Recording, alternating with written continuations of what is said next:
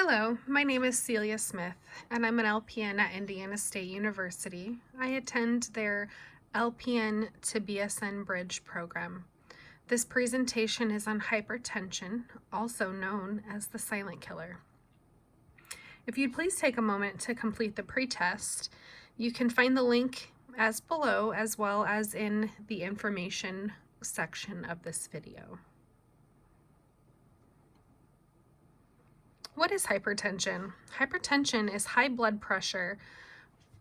It means the force of the blood that is pushing against the walls of the blood vessels is consistently over the normal limit, meaning that blood pressure is high, causing problems for the heart. Hypertension is also known as the silent killer. Hypertension, also known as high blood pressure, is called the silent killer because most often there are no obvious signs or symptoms that indicate or alert oneself that something is wrong. Being aware of the risk factors and making changes that impact your health in a positive way are a few good ways to protect yourself from hypertension. Many people with hypertension don't even know they have it, and the signs and symptoms are often misunderstood for other diseases. High blood pressure develops over time and can be related to several different causes. High blood pressure can be managed through lifestyle changes and medications, but it cannot be cured once it's been diagnosed. There are several types of risk factors for hypertension. Modifiable risk factors are things that you can change. These are things such as physical activity, increasing your physical activity, an unhealthy diet, and high sodium intake. Sodium equals water retention. Being overweight and obese, drinking too much alcohol, having sleep apnea, high cholesterol, diabetes, smoking and tobacco use, and stress. These are all modifiable risk factors that one can make changes to make better in their life. Common hereditary and physical risk factors, these are things that you're born with and you're not able to change. You can't change a family history of hypertension. You can't change your age. You can't change your born gender, and you can't change your race. Those are all non-modifiable risk factors for hypertension. This is a really great blood pressure picture. It describes what normal blood pressure is, elevated blood pressure, stage 1, stage 2, and a hypertensive crisis. Now, normal blood pressure is 120/80. Anything less than that is considered normal. Elevated blood pressure is anything between 120 and 129 systolic. That's the top number. And the bottom number is anything less than 80. Hypertension stage 1 is when the systolic is consistently ranging from 130 to 139, over 80 to 89. Hypertension stage 2 is when blood pressure is consistently over 140/90. Now, a hypertensive crisis requires medical attention immediately. Any blood pressure readings over 180/120 should be repeated 5 minutes later, and if it does not go down, you should contact your healthcare provider immediately. Now, if you're also experiencing signs along with elevated blood pressure, organ damage can occur. You should call 911 if you're experiencing chest pain, shortness of breath, back pain, numbness, weakness, changes in your vision, and even difficulty speaking. These are all things that we should be reaching out to 911 for. High-risk populations. High blood pressure is higher among men ages 20 to 64 than women. However, the prevalence of high blood pressure becomes higher among women than men ages 65 and over. High blood pressure is seen 3 times higher in adults ages 65 and over than young adults ages 20 to 44. Racial and ethnic minorities. Hypertension is seen most in Black and American Indian Alaskan Natives adults, compared to all other racial or ethnic groups.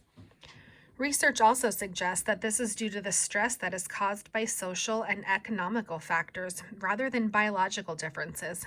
Consequently, Black adults are more likely to develop hypertension at a younger age compared to white adults.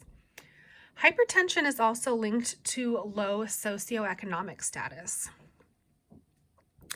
These are just a few ways to combat hypertension. Making sure you're taking your prescribed medications as ordered. Losing a little bit of weight. Limiting your alcohol consumption. Cutting back on caffeine. Caffeine naturally stimulates the body. It gets the blood pressure and the heart rate going faster. So cutting back on that will help alleviate it.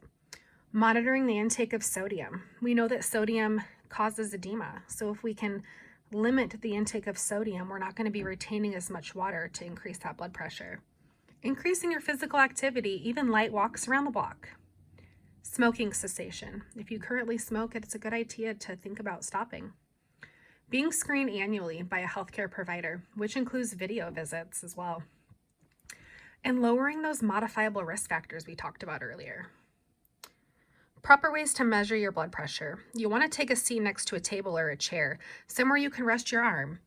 You'll then place your arm in the cuff and ensure it fits properly. You'll want to relax your arm on the table or the chair next to you and sit calmly for about 5 or 10 minutes.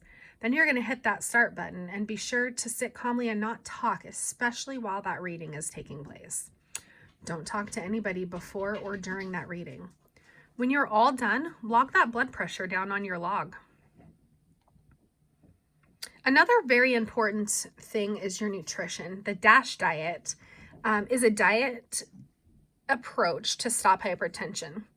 This diet helps lower blood pressure with healthy eating and correct portion amounts. This graphic has an excellent picture display of the foods one should be eating and about the servings per day. So making sure you're limiting your sweets and your fats and making sure you're getting enough protein, lean proteins, and fresh fruits and vegetables is very important. Ways to reduce your sodium intake. Sodium causes fluid retention. If you can lower your sodium intake, that will be very big in managing your blood pressure. Watching your portion sizes. Limiting cured foods and cold cut meats. Be sure to rinse all your canned goods with water very well. Increase your intake of whole grains. Replace chips with small amounts of unsalted nuts. Choose foods that are naturally lower in sodium. Get more potassium in your diet from natural things such as fruits and vegetables. When to follow up.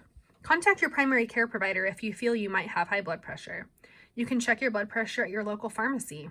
Schedule a nursing appointment on your care team to manage blood pressure. This can be done via the phone, video appointments, while maintaining HIPAA for the patient. Report any changes in your health or symptoms like dizziness, chest pain, fatigue, headache, or any shortness of breath. This concludes our hypertension presentation. If you could take about 10 to 20 seconds to access the post-test, you can find that link below right here, or you can find it in the information bio section of this video. This is a list of references that were used to compile this presentation. Thank you so much for your time. Have a good day.